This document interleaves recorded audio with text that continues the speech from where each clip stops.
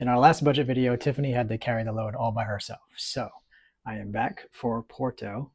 And as always, we'll start with the step count. So our step count in Porto for the entire time we were there was 87,912 steps over 8 days, which is about an average of 10,989.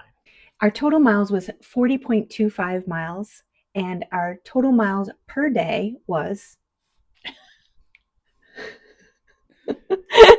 You mean average miles per day? Yes, our average miles per day was 5 miles, 0.03. Our transportation costs for this leg of the journey totaled to just over $180, and that did include a flight from Madrid to Porto. That flight was $140.65 for the both of us. We had two other modes of transportation. One was a train, one was a subway, and the train was $21.53, and the subway was $17.79. It's very hard to read my writing. And it's hard to read your writing. That's what I've been saying. In this next several weeks, our lodging is going to be $0 thanks to IHG points. So we didn't have to pay anything for lodging, but the value was $816 for this particular leg of the trip. If you've not seen our other videos, you should go check those out. But we talk about how we saved IHG points for about 2 years to be able to do this. Yep.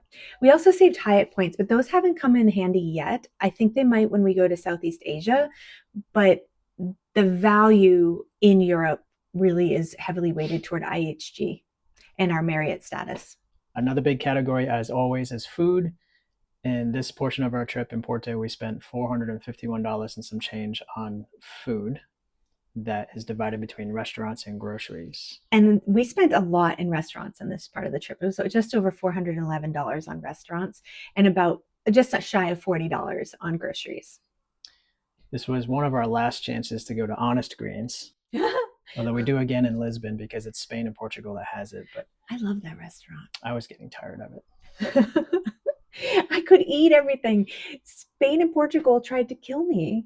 Both of them tried to kill me. So I was happy to have a large assortment of things that I knew were safe. If you don't know, she's talking about a pork allergy, and you could see some of our prior videos for more of those stories. Yeah, a couple of near misses, one in Portugal and one in Spain. For around $152, we had one of the greatest experiences by going to the Douro Valley. It was a great tour, actually. Our tour guide was fantastic. It was with Get Your Guide. $152.09 sounds completely random, but again, remember that we're converting euros to US dollars. Or whatever currency of the country that we're in. We're converting it to US dollars. We did tip on that as well, and so cash tips will come out to $29. We've done a couple of tours, and the tour guides really make a huge difference. Our tour guide, what was his name? Ricardo. Yes, Ricardo. He was so funny. He had this whole shtick where he had everybody give a song and he played them all. He would dance. He was actually pretty funny and self-deprecating, but he was also very knowledgeable. And we've been on a couple of tours, and the tour guide makes a big difference. You can't really control that, but Get Your Guide overall has been very good. And the port wine, if we had never tried it, port wine is sweeter than regular wine. It's actually fortified. It's fortified with alcohol, not with sweetness. Yes. It has to do with where they stop the fermentation process. And so there would normally be low alcohol and high sweet, but they fortify it with more alcohol, making it about 20%. Yeah. And for someone like me who doesn't really drink, a port wine tasting tour makes you kind of tipsy. Other people were more tipsy than you. Oh, because people were buying more than just the samples. They were drinking bottles and whatnot. And then we also it included a boat tour up the Douro Valley, which was really, really pretty.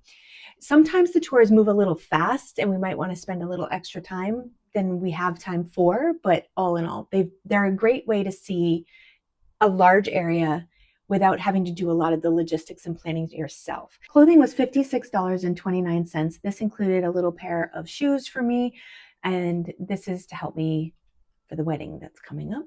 And hopefully we still be able to wear them as shoes that are a little bit more polished, but they needed to be tiny so they could fit in our teeny tiny little bags. And then laundry was another feature of this trip, $12.88.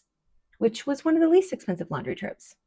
Yeah, I think so far when we needed laundry, it's always reasonable to get to. This time we had to walk in the rain there and back, which was fine because we weren't wasting a nice day doing laundry. Because we got free lodging in this trip, that really helped the bottom line. So our total was $881.68 for the entire portion of Porto. Which only comes out to just over $110 a day. We are way under budget. Which puts us almost $55 a day under budget. And this will be really helpful because we are about to go to Switzerland, which we anticipate being very expensive. Yes, and we're trying to save up some pennies for when hopefully one of our kids is going to come and spend some time with us. And we want to live it up with them. And we're going to move really fast because they're only going to be here for a little while. So that will be very fun. So we're going to get a couple of trips under budget to buffer that so we can spoil them. But so far, I think we were anticipating higher budgets over here in this part of Europe, and we were going to have to make up for that later anyway. So I think we're doing fantastic. Yeah, we're doing great. And we're not missing anything that we want to do.